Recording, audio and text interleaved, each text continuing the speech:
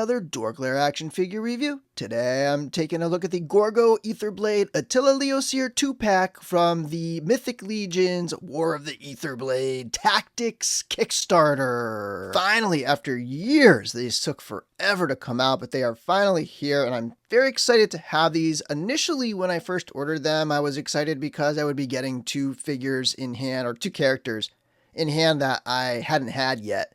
And so that was the excitement for me. But then once I got Baron Voligar 2 in hand, I really started getting excited for these updates, these, leveled up figures in this whole mode that Four Horsemen's doing. And now we're seeing Vorgus getting the 2.0 treatment, or the version 2 treatment. And so for me, that's where the real excitement is now with all these new parts. And this set is very, very cool. It's not perfect. I got a couple little minor issues, but overall this is a killer set with tons of accessories, awesome soft goods, great updates to a couple iconic, possibly two of the most central characters in Mythic Legion. So super pumped. Let's get into this review. Alrighty, let's start it off with Gorgo Aetherblade first. Of the two, this was the figure that I wanted more. To me, this was a character I've always wanted since I first started getting into Legions. I even had the opportunity to get Attila and passed him up like an idiot, but I never had a shot at Gorgo because I came in so late. So it would have been aftermarket or bust for me on Gorgo, which I try not to do as much as possible. Here and there, I might try to find a deal, like a relative deal on something, but to get Gorgo in hand is awesome. And so there's a lot of new parts on these figures, and starting on Gorgo, first up is this head sculpt is new. The antlers are the same that we've seen before. So we had a brand new, sort of like leveled up version of that one certain knight head sculpt, the Gorgo head sculpt, original head sculpt. And then we have a new collar piece right here, a new torso, which again is kind of like, the original Gorgo had this classic torso painted in the Gorgo colors. And then this is supposed to be that same torso, like again, leveled up, new pauldrons over here, and you get a look at the back of those pauldrons. The paintwork is pretty good. I'm going to show you a little issue I do have on Attila in a moment. Arms down all the way through the arms is the same classic knight parts. Also the typical standard knight's belt skirt piece, and then this piece is new to kind of go with the rest of the armor. So you have that new loincloth painted in the Gorgo colors with this more sort of fiery kind of look to it, a little more ornate. And then down in the boots, for the rest of the parts, the legs are, again, typical knight legs. But lots of fine little painted details throughout this figure. And, it's a fully painted armor, which is really nice to see on a figure that is deluxe, right? These figures were a little pricier because you got the cloth goods, you have the support for the game. Remember, these figures were meant to be a funding source for the video game. These were for backers of the Kickstarter of the game. The video game did not drop with all these figures. It's still, I think, a few months away. They should be given some updates soon. But there's a look at the details on Gorgo. And then here we have Attila, and let's start at the top with the new head. And now I wish I had the original Attila to compare right now, because I'm not sure how much different or, what kind of changes or differences we'll see. We'll have to rely on someone like Toybro, who has pretty much every Mythic Legions figure, and he'll be able to do a side-by-side comparison. And then you have the head, and this is a multi-part head that comes apart, and you can change the faceplate out. A close-up of that face, and the shadows are kind of getting in the way a little bit, but I think it's a pretty good-looking face sculpt there. The eyes are painted well. Nice little scar on his face, battle scar. And then you get into the shoulder pauldrons, which are new, so ornate. That lion's head here, and you have these little tassels that hang down. That's all sculpted in one solid piece there. And then the same thing on the other side. Beautiful work right there. And that's the main thrust of all the new parts on Attila. The rest of the figure is, of course, your standard knight's body. And you can see here where the one paint issue I have is with Attila. This blue that got hit along this line here definitely oversprayed into the red there. So it's a little sloppy looking there for me, but there's another look at the rest of the armor. Again, lots of details. And then it does have the cloth loincloth. It doesn't have any sort of replacement loincloth for it, but I prefer the cloth, so I'm happy with that. And then a look at the cape, and I didn't show Gorgo's cape, but they're very similar. They just attach a little bit differently and have different lengths. But you have a wire that runs all the way down this edge, and then it runs along here on the bottom and back up this side, and then it does run along the inside here.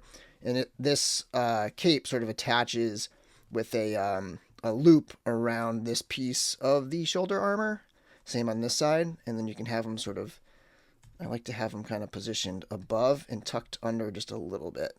You could mess with those and get them in there a little bit better, but that's the look I want right there. And he does come with one of the new belts that I think was introduced in the Alethea wave, but this belt here adds a nice little touch to Attila's armor. Here we have a zoomed out look at the pair so you can get the whole visual effect. And they stand right in between 6.5 and 7 inches, depending on how you measure it. Of course, Gorgo's antlers are much taller, and then Attila's helmet stands up a little bit higher than Gorgo's head, so get a good sense of their size right here. For comparisons, here we have a couple other Mythic Legions 1.0 style knights. On the left we have Magnus, whose gold is a different, I'll get into that later, and then on the right we have Vorgus Vermilius. And here we have a couple version 2s. On the left is Baron Volagar 2, and on the right is Artemis Silvercord 2, and I'm really loving where they're taking this whole thing with these version 2s. This is just a great way to bring back favorite characters who are hard to find now. A couple other Mythic Legions figures. On the left is Lord Bardrick with a beautiful cape and skirt set from Harker Customs, who created these specifically for me. He knew that I love Lord Bardrick, and this is a one-off thing that he created, and I'm so grateful to Harker for creating this stuff. It's just amazing looking and fits perfectly with the elf Lord Bardrick. So my Bardrick is like already leveled up level 2 style. And then on the right is a kit bash using Xenothon and Ilgar primarily. Bringing in a couple other lines, here we have some slightly smaller fantasy themed figures, more in the 6-inch scale than the 7-inch scale. On the left is the Mezco 112 Collective Conan the Barbarian with the Kai Lab kit. And on the right is the Gladiator skeleton from the Epic Hacks line by Boss Fight Studios. And then here we have some more true 7-inch figures. On the left is a movie realization C-3PO. On the right is the NECA Ultimate Warduke. Last but not least, on the left we have the Animal Warriors of the Kingdom Chunari Legionary. And on the right is a kit-bashed Masterverse He-Man with a custom head sculpt by Monster Machine Creations, painted up by Eric Miller EM Custom Parts. And here I want to show Attila next to a few other gold parts. So here's Magnus, and as you can see, Magnus has a much brighter, more vibrant kind of gold, so definitely a different kind of gold there. And then here are the gold parts from Calavius. I apologize, I don't have the whole Calavius together. I'm using his body for some other stuff right now, but you can see that in this case, the Attila armor is much brighter, and then this is a little more dull. So you kind of have levels of brightness, starting with brightest being Magnus, then you have Attila, then you have Calavius. And then next up we have Gwendolyn, whose gold is a more rich kind of a gold. So definitely a different gold there. And you can see it's definitely like richer. Even with Magnus, like, you know, it's not the same. Magnus is bright, whereas Gwendolyn is more of a rich kind of gold. And then here's the Elf Legion Builder. Of course, it's got those Father Christmas arms on there, but that gives you a sense of the color there. And that's even different from Gwendolyn as well as Magnus. So a lot of different golds going on in this line. And just out of curiosity, if you wanted to see how King Noglin looks as well, another different gold. He's probably got the dingiest of all the golds. For accessories, Attila comes with the shield, and we saw this really for the first time in hand with the Xylernian Guard. And what we have is sort of a 3-dimensionalized, if that's a word, version of these original shields that had like the emblems on them. I will say that's a very tight fit, so be super careful with putting this handle on and off. But yeah, this is so nice. I love these shields, and they're very modular. So custom makers, I'm sure, very soon will be making pieces to swap out with that. And so you can imagine different emblems and things going on here. And you have this piece, which could also be used as its own shield, right? So you could use it as like a buckler type shield if you wanted. Or even for dio makers, hanging this type of thing up on the wall of a diorama. But the shield is awesome. So cool. And then we have Attila's hammer. I believe it has a name, but I can't think of the name right now. It's so ornate. So intricate. Lots of little paint details. You have that red gemstone. I don't know if you can tell, but those dots all around that circular edge, those are all silver painted. And then the handle, I think, is also new. So a lot of great stuff going on here with this beautiful hammer. It is a bit heavy, so that's going to make, for some interesting posing. But for the most part, it's a pretty nice piece. And he does have the sword in sheath. The sheath has a clip. There's some nice little details painted on. And there's a look at that sword. And then he does come with an unhelmeted head sculpt with the flesh tone neck. And he does come with an alternate faceplate for the helmeted head, a more grinning look right there. And then for the helmet, it comes in basically 3 pieces. And right behind here, there's a couple attachment points. So there's a line right here that attaches up top, and that's how it kind of clips on. And then the face is attached in the same way. So there are some little tabs right here to tab that face onto that front part. So you can pop this face off and then slide this one on, and then bring this helmet to the front for the mask. And then so you have a little more of a grinning look for Attila, and that's a good look at him with that alternate faceplate. And here he is with the unhelmeted head sculpt to get a nice look at that alternate option. And then the other accessory I just wanted to talk briefly about is the cape. And so let me just show you how that comes on and off. So that has a hook right here, and you just need to stretch that hook around that piece, and boom, it's on there. And I like to tuck it just behind there a little bit so that it kind of looks like the, this circular emblem thing is like holding it in place, and then it arches over the shoulders just like that. So can be a little finicky trying to position this in the right place, but once you have it, it looks great. And then you can kind of see some stitching detail along the back here. This creates a little bit of a collar type thing right here.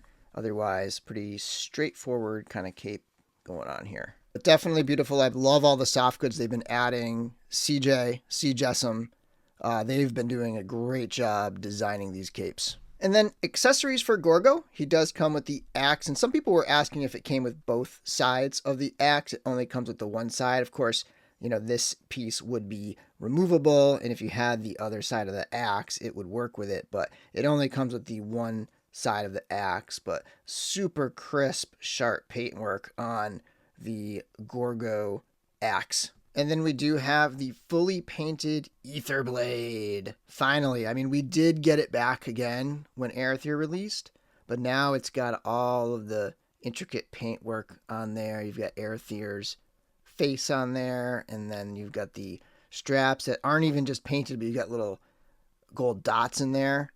So they did a great job of painting up the Aetherblade. I never got a chance to get the original painted one because it was in that original accessory kit that just is long gone, but great to finally have one of these in hand. And again, hopefully someone like Toybro might be able to compare this painted Aetherblade with the painted one from the accessory pack. And of course, Gorgo also comes with a 3-dimensional shield, and that has Aether's face on there. And just like the other one, this one is removable.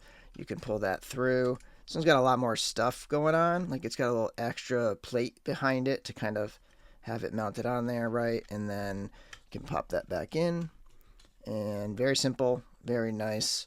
And again, these shields can be a little heavy, so you gotta pose them up right. But overall, very, very happy with these really cool blown out 3-dimensional shields. And we do get 2 of the classic leather straps with them. So if you want to have them storing their weapons and such, these are very, very handy. And just to show the way I have Gorgo's cape on here. So his has a large and a small loop. And so I have the large loop around his arm and I have the small loop attached to this little armor piece right here. And I don't know if that's what CJ had intended, but it gives some pullback. So if it's attached to this little armor piece, you can kind of pull it back and it'll stay, the front of it will stay forward, but you can kind of pull the rest of the cape back, giving it some nice posing options. Don't know if that's exactly how they intended it. I'd messaged CJ, I'm waiting to hear back, but that's my take on it. And for those who might be wondering, yes indeed, Gorgo does come with the skeleton neck, begging the question,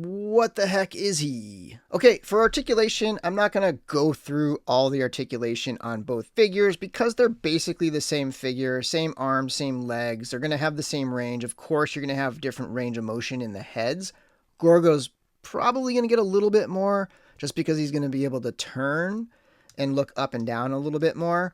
But he is hindered, right? Like he's got these antlers, he's got this bigger collar piece. Of course, with Attila, you are going to have a head that's much more limited in range if you're using the helmeted head. But there's still a decent amount of range. And so I'll stick with Attila for the articulation. And again, they have the exact same parts in terms of arms, legs, all the joints are exactly the same on these two. So yeah, so you get some side to side, up a little bit, down a little bit. And yeah, so a decent amount of range considering there's these giant pauldrons and the helmet is big and wide and stuff. So a little bit of range there in the head sculpt. And I'm going to take the cape off for now for the articulation. Of course, the cape is wired. So when you're posing your Attila or posing your Gorgo, part of it is included in the cape in terms of posability. And the pauldrons are your standard pauldrons. They're not going to move much because of the head, but they do have that same peg in the back there.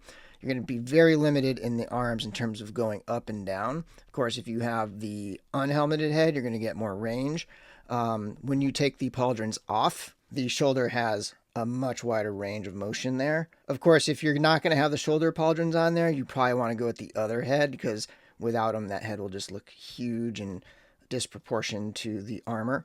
And so we have a single jointed elbow, twist at the forearm, again standard 1.0 Mythic Legions, wrist, ball jointed waist. He can hunch forward, backwards, side to side a little bit, and yeah, you can twist as well. Legs can kick way forward, way back, then go out into the splits. You can twist it at the top of the thigh, single jointed knee, twist below the knee, and then you have a hinge at the ankle rocker, and it can point up and down and twist. Again, both figures have the same range of motion, same articulation, because they use all the same joints, same arms, same legs. Gorgo's torso is different, but I don't think it's going to change much. It's not like a slimmer torso or anything like that, so pretty much the same range of motion in both figures. Finally, for a couple swaps, we have the Deluxe Legion Builder Gladiator with the unhelmeted Attila head sculpt, which I think looks fantastic. The next one had me asking what would Atlas have looked like had he taken over the army of Leodysseus rather than his brother Attila. And finally, we know that Belphegor and Gorgo had a bit of a rivalry in seeking the approval of Arethyr, and this is my answer to the question of what would have happened had Belphegor defeated Gorgo Aetherblade.